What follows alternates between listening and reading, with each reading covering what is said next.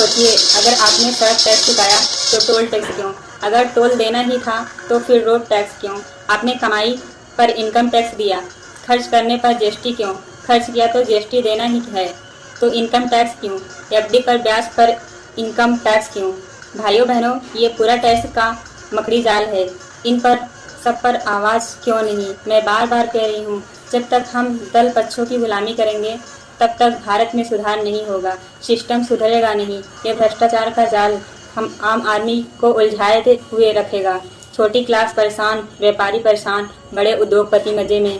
सब कुछ लूट हो रहा है, पर मीडिया और सिस्टम नज़र ही नहीं आता, क्योंकि जो बड़े बड़े अमीर लोग हैं उनकी सरकार से दोस्ती है। सरकार सिर्फ उनके लिए काम करती दिखती है।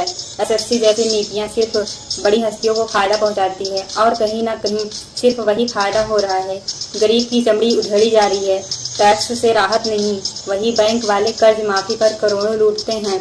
अब युवा पीढ़ी की बात करते हैं। एक लंबी सांस के साथ 90% नई जनरेशन को मीन मेकअप और गैजेट से प्यारी लगती है। हमारे यहाँ युवा गूंगा बहरा बनकर बैठे हैं। इंडिया की हालत हम सब जानते हैं, लेकिन देखिए नेपाल, वहाँ की जनरेशन ने सरकार हिलाकर रख दी। नए जनरेशन ने भ्रष्टाचार के खिलाफ पूरी मुहिम खड़ी कर दी।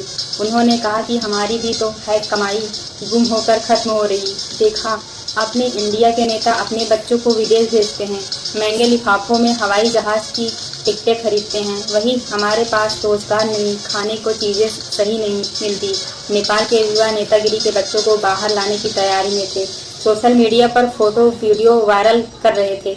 डर से नेपाल सरकार ने फेसबुक, यूट्यूब, व्हाट्सएप पर सब बंद कर दिया। कहाँ इनका रजिस्ट्रेशन पूरा नहीं है। असली वजह, वहाँ नए जनरेशन का पूरा एक्सपोज चल रहा था। नेता और उनके बच्चों की luxury life of the street हो रही थी।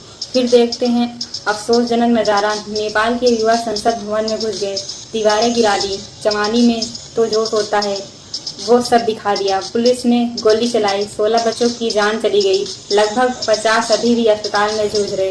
ये लड़ाई थी भ्रष्टाचार की, सामंती सिस्टम की। आप सोचिए, वहाँ नेताओं की बातें चलती हैं कि डेमोक्रेसी में बोलो सुनो चलेगा, और वही देशभक्त होने की कसम खाने वाले वहाँ के बच्चों पर गोलियां चला रहे हैं। और हमारे यहाँ हम तो अपने ही बीच में एक दूसरे की आवाज़ दबा देते हैं। कहते हैं हमारा भारत विश्व गुरु है, तो सरकारी हॉस्पिटल में हल्की बुखार से मरते रहेंगे लोग। घरों में बिजली ना हो, सड़कें नहीं बने, देश को आगे ले जाने वाले कोई कदम ना हो। फिर वही सवाल, नेता अपने बेटे बहू को विदेश क्यों भेजते हैं जब देश का बच्चा भूखा ना रहे? हिंदी बोलना भूल गए हैं क्या? देश तंत्र की रट लगाकर खुद अपने बच्चे अंग्रेजी स्कूल क्यों? क्योंकि असलियत यही है कि ना वो देशभक्त हैं, ना उनकी पालन में देशभक्ति है। बड़ी बड़ी बातें होती हैं, पर काम उनसे हरिचारे हैं। गुस्सा आता है अपने देश की हालत पर, जैसे किसी को चोट लग रही है। हिमाचल में बाढ़ आई है, लोग दर दर भटक रहे हैं। पंजाब में रोटी नहीं मिल रही। सोचिए, बाढ़ आ गई है, देश का प्रधानमंत्री क्या करेगा? सबसे पहले पंजाब को पैकेज देगा, पैसे देगा, लोगों की हिफाजत करेगा? नहीं। 1 सितंबर 2025 को जब बाढ़ आई थी, उस समय मोदी जी चीन में थे। दिल्ली से फोन आया पंजाब के सीएम को, भैया जो चाहिए सब देंगे, हम तैयार हैं। सीएम ने कहा जी आभार, हमें रिकवरी पैकेज चाहिए। 1 सितंबर को पैकेज नहीं आया।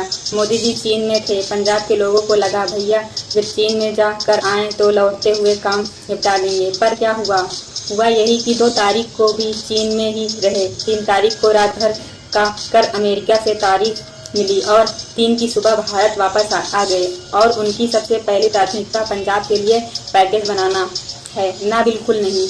मोदी जी ने लाइव आकर इस बात पर कही कि कांग्रेस वाले मंच पर उन्होंने अपनी मां को गाली सुनवाई। जी हाँ, पूरा राजनीतिक अभियान यही था, क्योंकि बिहार में चुनाव चल रहे थे। मोदी जी बड़ा जोर शोर से बोल रहे थे कि देखिए हमारी पार्टी की मान मर्यादा नहीं है, किसी की भी माँ को गाली मत दो। ठीक है, ये वाकई बुरा है, गाली नहीं होनी चाहिए, मैं इसका बचाव नहीं कर रही। पर देखिए वही पार्टी जब बिहार में जाती है तो अलग, दिल्ली में घूमती है वो अलग, कभी दरियादिली दिखती है, जो कभी पगड़ी बांधकर साहूकार बन जाते हैं। यार आपको पता है, आप लोग नेगेटिव को हमेशा अपने फायदे में लेते आ रही हैं, लेकिन जब आपके नेता वहां जाते हैं और सोनिया गांधी को गाली देते हैं तो उसे बढ़ावा मिलता है। राहुल गांधी को अनाथ बच्चा कहकर चला जाता है। कल की बात है, दिल्ली के सीएम रेखा गुप्ता की मां के बारे में कुछ बोल सकते हैं तब भी चलता है, लेकिन मोदी जी की माँ के बारे में कोई कुछ बोले तो वो अछूत मुद्दा बन जाता है। और अछूत ना कहूँ क्योंकि सुनने में भी कष्ट है।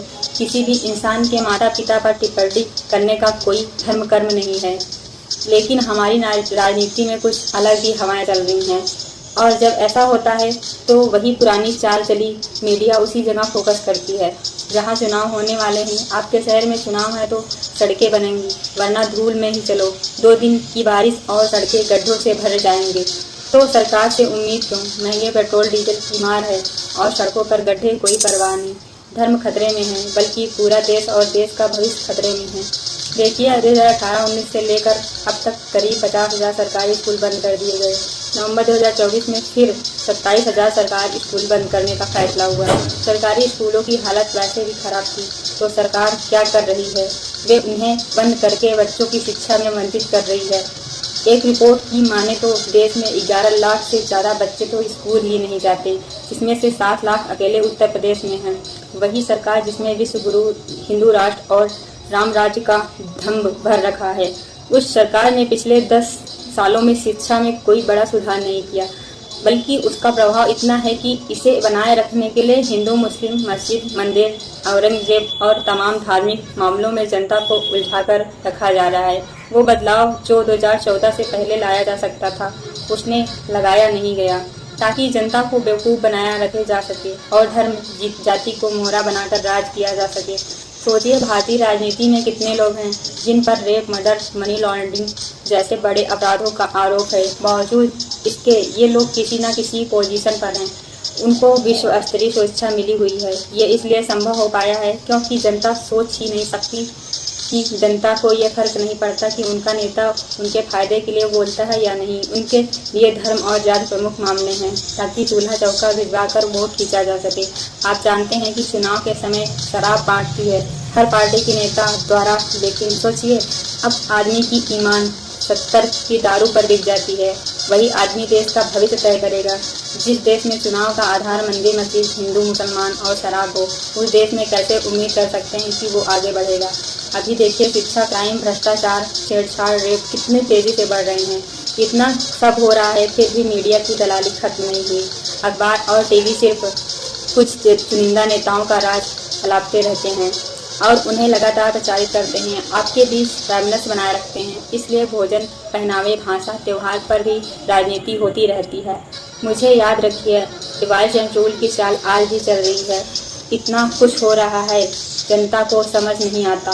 वो आलोचना करने वालों को गालियां देना चाहता है, अपनी भक्ति में अंधा हुआ है। जो लोग सरकार को अपना आदर्श मानते हैं, वे मेरा नेता सही के नारे लगाते रहते हैं। आलोचना करने वाला आजकल एंटी हिंदू, एंटी नेशन कहा जाता है। नामर्दियों की भाग जिसमें गंदे तांबे कोई इंसान पर ला सकता है, ये लोग लगा देते हैं। हाँ, तो देखिए, लोग भाषा को लेकर भी लड़ते लगे। हिंदी नहीं, मराठी नहीं, तमिल नहीं, तेलुगु नहीं, हम अपने ही देश में एक दूसरे के विवाद करने लगे। भाई, पहले पेट्रोल महंगा होने पर एक दूसरे को गालियां देते थे, अब भाषा लोगों को देश की बात है। जनता की हालत देखकर लगता है कि कोई आदमी घर घर जाकर भी सच्चाई समझाए तो फिर भी ये सबको नहीं समझने वाला। देखिए, किस्सा ऐसा है, अरे यार, करप्शन ना करो तो क्या करो। जनता ध्यान खुद किसी और की तरफ खींच लेती है। मगर देखिए, बिना किसी मकसद के किसी को निशाने पर लेकर नहीं बोला जा रहा है। मैं बस आपको जागरूक करने के लिए सब बोल रही हूँ। देखिए, कायदे से तो भारत एकमात्र ऐसा देश है जहाँ आज़ादी है। मतलब यहाँ कोई भी खाना किसी चीज़ से मिलाकर बेचा जा सकता है। कोई भी कंपनी खाने में जो चाहे मिलाकर भेज सकती है। प्राइवेट स्कूल, प्राइवेट हॉस्पिटल जो जितना चाहे लूट सकते हैं। टीवी पर मेड इन इंडिया की भाषण चाइनीज फोटो में दिखते हैं। नेता भी एकदम आज़ाद हैं, अपनी सैलरी बढ़ा रहे हैं, अपने लिए आईफोन ले रहे हैं, अपने लिए फ्लैट बिल पास कर रहे हैं। बाकी आम आदमी, जनता आज़ाद नहीं, उसे टैक्स समय पर भरना है, यही रह गया। बाकी गुड्डी गुड़िया, हैप्पी इंडिपेंडेंस डे, वैसे ये सारी बातें उल्टी थी, डबल मीनिंग थी। मैं तो सरकार को रोस्ट कर रही थी जैसे कोई stand up comedy. Uttar Pradesh या और भी किसी राज्य में अगर आपको दारू चाहिए तो आपको अब दूर दराज नहीं भटकना पड़ेगा। उत्तर प्रदेश में सभी अंग्रेजी शराबों की दुकानों को कंपोजिट कर दिया है, यानी आप आपके नज़दीकी अंग्रेजी ठेके पर भी बियर विक्सी वाइन सब मिल जाएगा। लेकिन बच्चों को पढ़ाना है तो उन्हें दूर भेजना होगा, क्योंकि सरकार 50,000 सरकारी स्कूल बंद करने जा रही है। और ये उत्तर प्रदेश की सब बातें हैं। सरकारी स्कूल के ऊपर लिखे बेटी बचाओ बेटी पढ़ाओ जैसे नारे सबको नोटिस करते हैं। बाकी क्या कहें, कुछ तो होना चाहिए था। जैसे हम लोगों को पता है राम राज चल रहा है, भारत का स्वर्ण युग चल रहा है। मैं आपसे 10 सवाल पूछती हूँ, जवाब हाँ या नहीं में दीजिएगा। क्या हमारे पास सबसे बेहतरीन हेल्थ फैसिलिटी है? क्या हमारे पास सबसे अच्छा एजुकेशन सिस्टम है? क्या पुलिस प्रशासन अमीर और गरीब दोनों को बराबर तरह से टेस्ट करता है? क्या हमारी जस्टिस सिस्टम इतनी कुशल है कि दोषी को सज़ा मिले और निर्दोषी को न्याय मिले, चाहे वो अमीर हो या गरीब? क्या आज हमारे युवा बेरोजगार हैं? क्या देश की सरकार युवाओं को स्किल करने के लिए सच में कोई कदम उठा रही है? क्या हम सबसे साफ देश हैं? क्या हमारे देशवासी बहुत ज़्यादा जवाबदेह और तार्किक हैं? क्या हम अपने धार्मिक, जाति और ऐतिहासिक नफरत से ऊपर उठकर एक नए समाज का निर्माण कर चुके हैं? अगर इन सवालों का जवाब आपने नहीं ही दिया तो ठीक है, लेकिन वोट डालने जाते समय याद रखिए, तब तो हाँ ही बोलना होता है। जब आप चुनाव दे जाते हो तो क्या आपको आंखें फूल से निकलती हैं? क्या तब आप पूछते हैं कि पिछले 5 साल में आपने हमारे लिए क्या किया, या फिर आप वही जादू की दिल्ली वाली पोटली ले लेते 5 किलो गेहूँ और 500 कैरेट साहूकार, फिर आपको लगता है कि अगले 5 साल में कुछ बड़ा हो जाएगा। सोचिए, उसने पिछले 5 साल में संसद में और आपके लिए क्या आवाज़ उठाई? नए स्कूल बनाए, अस्पताल खोले, रोजगार दिए, या फिर सिर्फ इतिहास और धर्म की बकवास से आपको बांटा रखा? दोस्तों, सही नेता वो वोट देना अब देश का काम नहीं रह गया, ये काम आपकी और मेरी समझ का हो गया है। हमारे पास ज़मीन है, जनशक्ति है, नेटवर्क है, इंटरनेट है, बैंकिंग है, डेटा सिस्टम है और ज़बरदस्त सर्च इंजन है। बस हमारा और हमारे देश का एक ज़रूरत है, एक अच्छा नेतृत्व और ईमानदार अफसर। घूसखोरी और चोरी, इन सब चीज़ों को हमें इस सिस्टम में ही मिटाना होगा। सोचिए, पिछले 10 सालों में 15 लाख से ज़्यादा लोग भारत छोड़कर दूसरे देश में बस गए। अगर यही रफ्तार रही तो हमारी तेज दिमाग वाली जनरेशन भी एक दिन अपने अधिकार के लिए पड़ोस में ही स्थानांतरित हो जाएगी। बहुत से लोग मजबूरी में यहाँ रह रहे हैं, पर अगर उनके पास साधन होते तो अभी देश छोड़कर जा चुके होते। क्या ऐसा देश मानते हुए कि विश्व गुरु है, हमें नया एजुकेशन सिस्टम लाने में इतना समय लगाना चाहिए था? क्यों नेता डिजिटल खेती और IIT भर के मौज बनाते रहते हैं? किन्हीं नए ट्रेड या रेगुलेशन की कभी चर्चा नहीं होती? यहाँ के जो पढ़ाई रट्टा मारकर सिर्फ सरकारी नौकरी पाने की है, क्या वही आगे बढ़ने की राह है? इसका जवाब है नहीं, क्योंकि वफादारी चाहने वाले अमीर लोग नहीं चाहते कि हमारी सोच खुले, ना चाहते हैं कि हमें हमारे अधिकार पता चले। क्योंकि अगर हम सवाल उठाएंगे उनकी करप्शन पर तो फिर कैसे चलता रहेगा उसका ये रिश्वतखोरी वाला। लाइक करिए, शेयर करिए, कमेंट करिए। इसमें होगा।